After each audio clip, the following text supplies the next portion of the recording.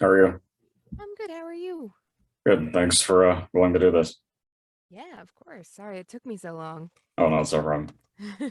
Start from the beginning, and I know I read on your website that you're originally from the SoCal area. No, originally from Brooklyn.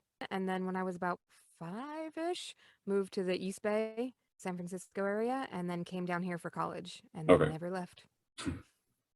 I was acting always something that you wanted to pursue? Yeah, I've been on stage since I was about 4 years old. My sister was, she's about 2 years older than me. So she was six and she was in a production of Peter Pan. And I don't actually remember doing this, but I've been told this story my whole life. I was watching my sister in Peter Pan and she was Michael and like they get to fly. And I stood up in my chair apparently and I was like, I want to do that. And my dad was like, what, you want to fly? And I was like, no, I want to do that. Mhm. And so they put me in theater as soon as it was over and I never left. And did you start to get an aspiration to do voiceover then, or? No, voiceover, oddly enough, always scared the hell out of me. I Oh, was like, me alone in a room, I'm just gonna judge myself, and there's nothing good can come of that. I need an audience and instant gratification. I want you to applaud me. mm, But all of my friends from theater eventually moved over to voiceover, and they were always like, you should do this thing, you should try this thing. And I was like, no, no, no, no, no. And someone that I had known through theater is a voice actor from way before I even knew them, and they teach. And so they were like, just come to a class, see what you think. If you like it, we'll talk. If you don't, no harm. And I was like, okay, well, the universe has opened a giant window for me. What am I going to do? Like, say no? So I went and I was like, oh, this is what everyone's doing? Yeah, let's do more of this. This is great. so what's is there a special story of how you got into SAG? Not really. I mean, I've been trying to get into SAG for a really long time. Okay. Like I have been equity in and out of equity for which is the theater union. And mostly when I was equity, I was doing stage management work. Okay. And but I was like, yeah, let me at least join so that eventually when I'm ready to join SAG, I can just buy my way in because you can buy your way in through the sister unions. I was like, fantastic, it'll be easy. I don't want to jump through hoops. And then of course, when I was ready to buy my way in, I was like, cool, what do I do? And they're like, well, you need to get one leading role on a show in equity, and then you can pay and join. And I was like, great. And then COVID. I Mhm. was like, all right, well, there's no theater. So I guess I'll just keep plugging away. And then I got lucky with some really nice VO gigs that Taft Hartley'd me, and I got to join. So what was the any kind of first paid VO job that you had? Let's see. My first paid VO job was a florist shop in the Caribbean. I did their commercials. Oh wow. What about with like anime or video games? Let's see. My first video game role was actually Minoto in Monster Hunter Rise. No, it's not. I'm lying. Ooh, I'm lying. My first video game role, same company, different game. My first video game role was actually joining the cast of Trails of Cold Steel 4, an audition for a voice match for a character, and I had never played the games, and so I went and I watched, and I was like, "Oh, it's kind of a cool game," and Marisha Ray is amazing, and holy crap, I don't know that I can do this, but I sent it in and I booked a voice match for her, and ended up taking the last game of that on as Laura Arseid, and was terrified because it's Marisha Ray and the fandom loves her and she's phenomenal. And I was like, oh God, everyone's gonna hate me. Uh, but it came out well, and people were really nice and really open about me joining, and it was very very cool. But it was Mm. a terrifying first game experience. I know that's a similar case where you took over the role of Elinicia in Fire Emblem Heroes. I did. That was another one. I got a random email and they're like, "Hey, voice match," and I was like, "Okay, she kind of sounds like me. I can do that." So luckily, when we all have that kind of similar tone, we're like, okay, I don't have to stray too far. Mhm. And comparing them, who do you think you have more personal relation to as characters?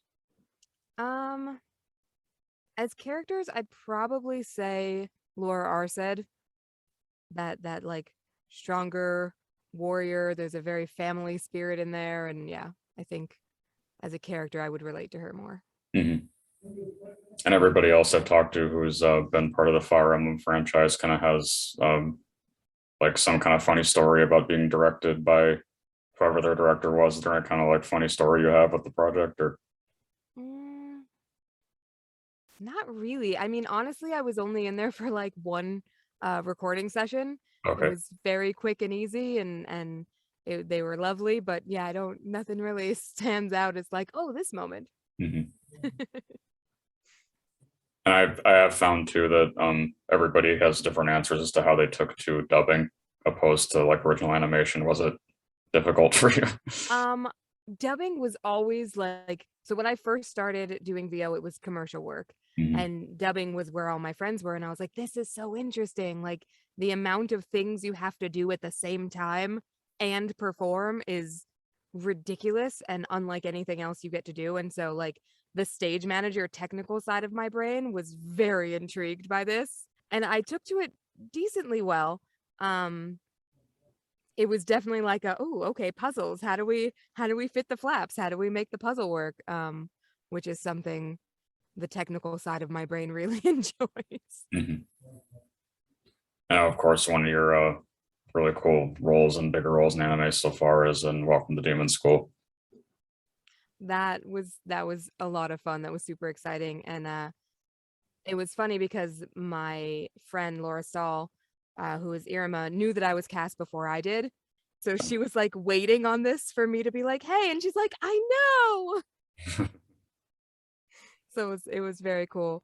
uh Jalen, who was the director of that, is fantastic, so much fun to work with. And she was a really weird character though, because she has that very strange speech pattern Mhm. where you're not quite sure if she actually understands human speech at all. And so when I listened back, I was like, I don't know if I sound like Sheeta or if I just sound like I can't act. Also, I was going to ask too if it was a difficult thing to try and bring acting to that. Yes, it was very difficult. There's lots of, so like in dubbing, they, whenever their mouth stops, they have those hitches, Yeah. and they're always in the strangest place in a sentence where you normally wouldn't stop speaking. So you have to try and figure out why you've stopped speaking. You can't just stop because then it's weird. So trying, she had so many of those. It would be like 3 words stop, 2 words stop, 4 words stop, and it's all one sentence, and you're like, okay, what is the reason you've stopped speaking? What's the backstory there? Otherwise, it's just gonna sound like you don't understand words. Mhm. And do you think, I guess, just in terms of anime characters you played so far, that you have the most affinity with her? Yeah, I think so. Yeah. And generally, on the opposite side of that, one of my signature questions is always asking, what do you think is the darkest headspace you've had to go for voiceover so far? Mm. I think that would probably have been with Phantasy Star Online 2 New Genesis. Um, the characters dealing with a lot of figuring, like remembering who they are and getting these memories back, as well as fighting these battles and trying to be this strong warrior.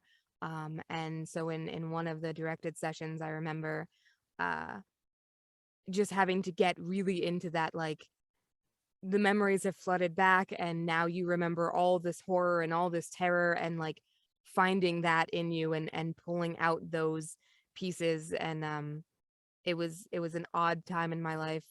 My father had just passed, and so I had a lot of dark trauma going on that I was trying to not touch and play with, and a lot of that got like dug into during that. So some of those scenes are genuinely me being very sad. Mhm. I suppose you think, yeah, Manon is one of the characters you can relate a lot to with then. Um, some of it, yeah. Some of it I really did. Those moments I really did, and so those are the ones that really stand out for me. Um, some of them I was just like, she's cool. I don't think I am this person, but I think she's pretty cool. I could want to be her. Mhm. And what do you think is the case where you've had to alter your voice the most significantly? It's actually in a podcast that I'm a part of. Okay. There's a podcast called Adventures of the Starkeepers, and I play this little alien species cat, but he doesn't like to be called a cat, named Leo. And uh, his voice is more really here, and so it's a lot more raspy and higher and not really where I sit in my normal everyday life. Whereas normally I'm like down here in like my chest voice.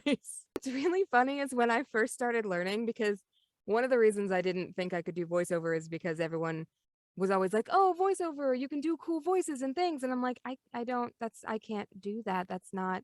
And so until I knew that that wasn't really the whole shebang, that made me very nervous. And so when I was starting to try and learn different voices, there's a lot of actors who will have like a catchphrase to get you into a voice. Yeah. So now my catchphrase for boy voices is, "Dude, that's so cool." But before it literally was just, "This is my boy voice."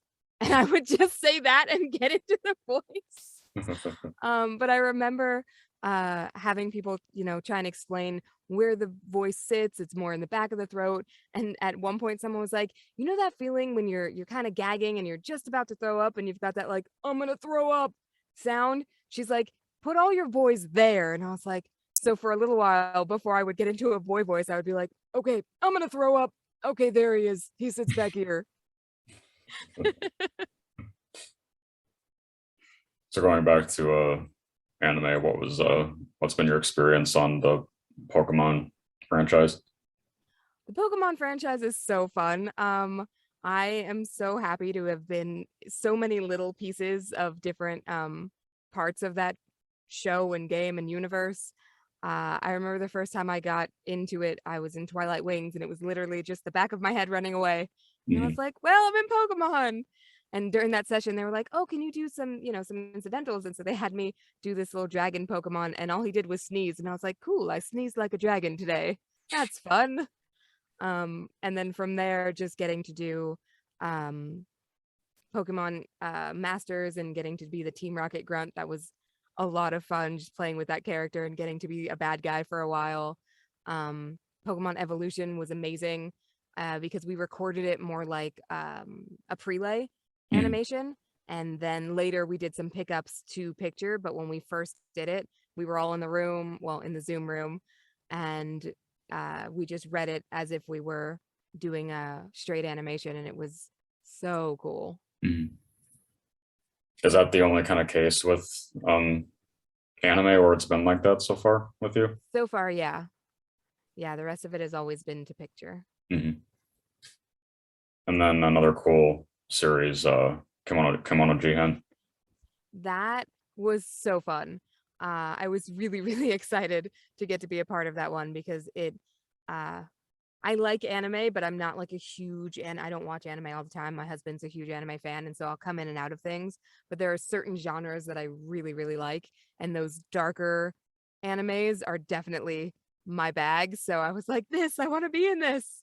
Mhm. So that was amazing, and getting to work with Matt and Brittany was so cool. There is the scene though, because when they told me who I was cast as, and I was like, "Oh, she's a spider.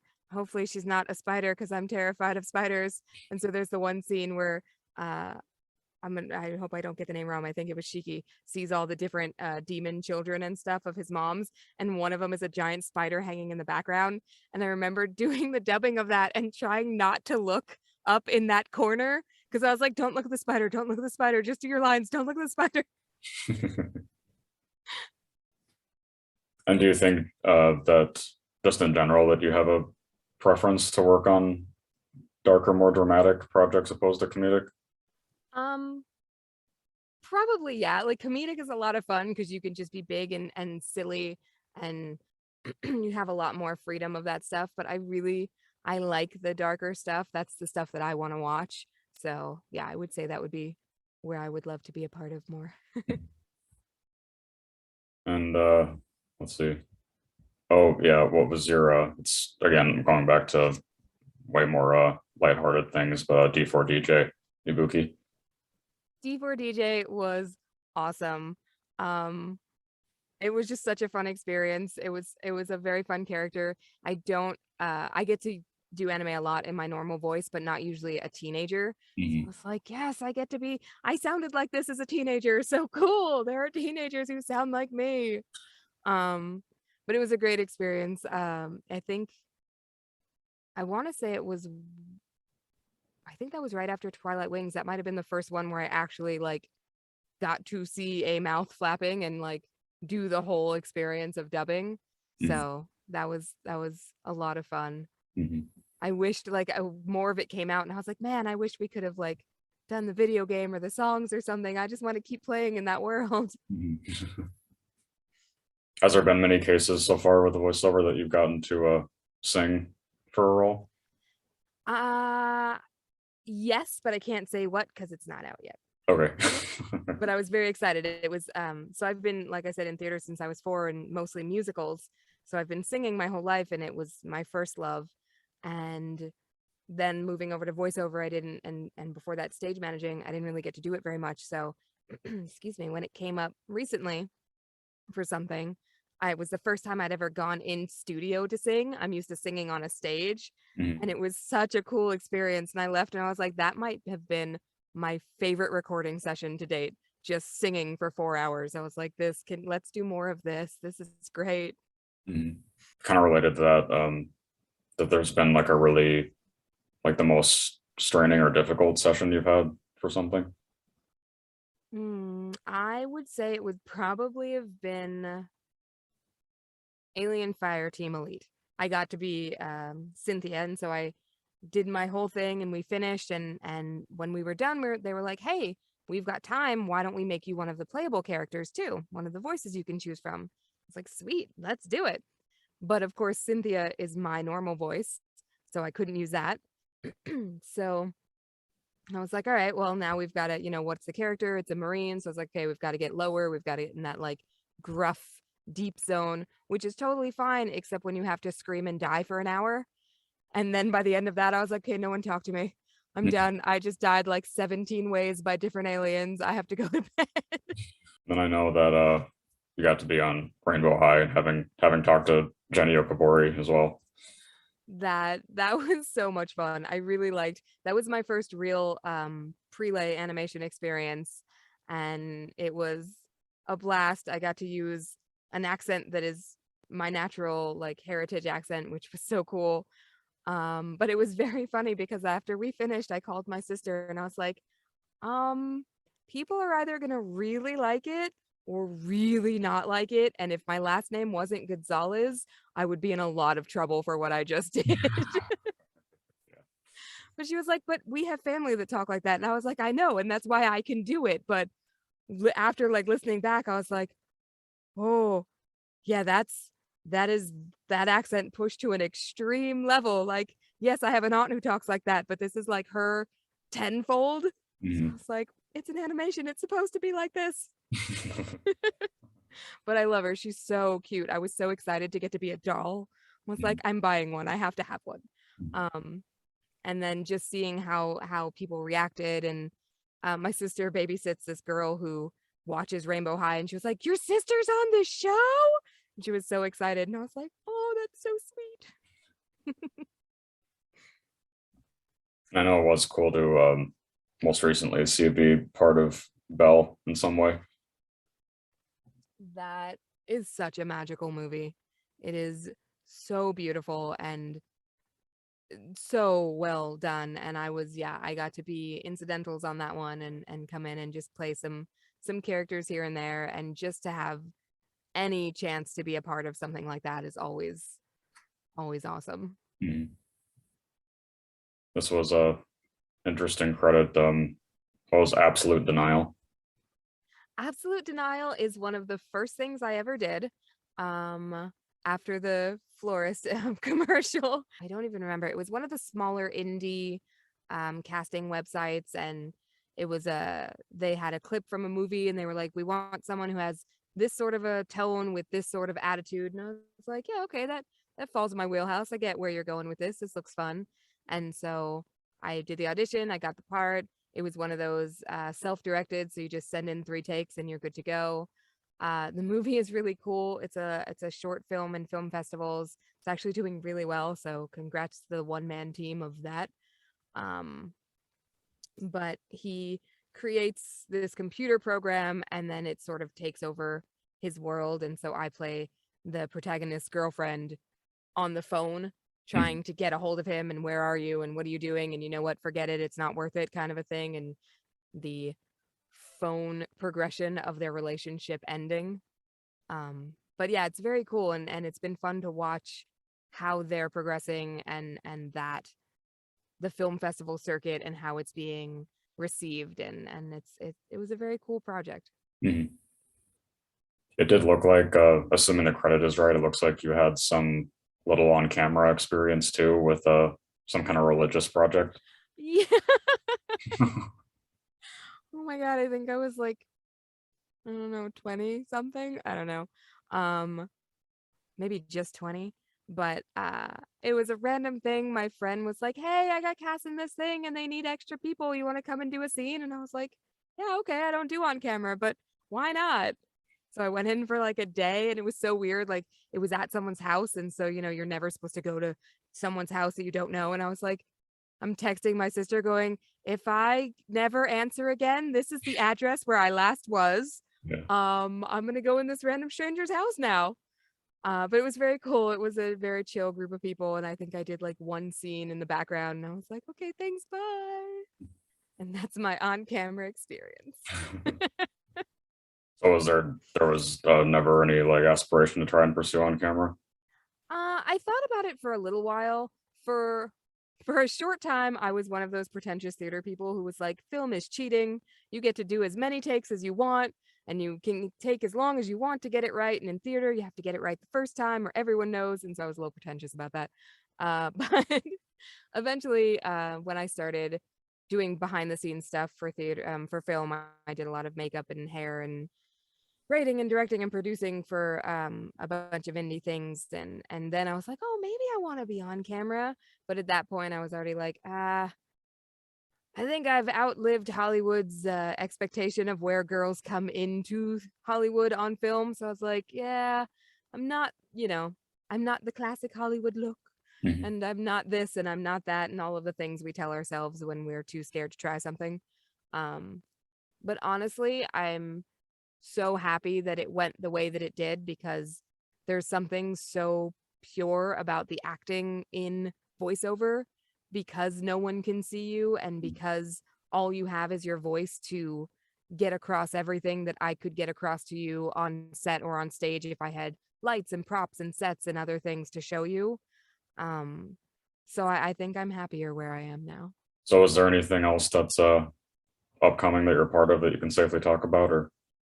Um, Not that I can talk about yet. There's a couple of really cool things that I've been doing, um, but I can't say. But you'll see them soon, I hope. Okay. You never know when things are going to come out. I know my Setsu opening act finally just released all the episodes on Funimation. So it was funny because when they first announced, they only had the two English episodes, the first two episodes, and I'm incidentals in those. And I was like, come on, release up to 4 because I'm actually in 4. Mhm. And so they finally released everything, and I was like, yay, okay, now I'm in the show. And I know, of course, your career is still blossoming, but my final question is always asking, what do you want your legacy to be? Ooh. That is a great question. Jeez. I think I just want to be a part of good stories that move people.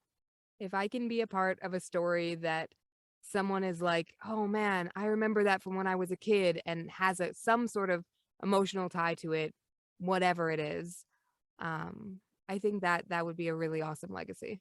Mhm. And is there something that you want people to take away from your performances so far? Just that I love every moment of it. I'm so in love with what I'm doing and grateful for the opportunity to do it. I've bounced around, luckily in the entertainment industry, but in so many facets, finding from, starting at 4, wanting to be an actor, to doing that till I was about 20, and then sort of falling in and out behind the scenes and all this other stuff, and getting to be back in that acting saddle and just be able to give that love that I have to the projects that I'm doing.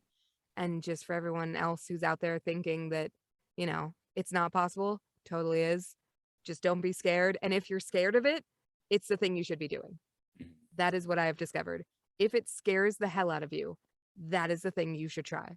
Mhm. Maybe not jumping out of planes, but you know.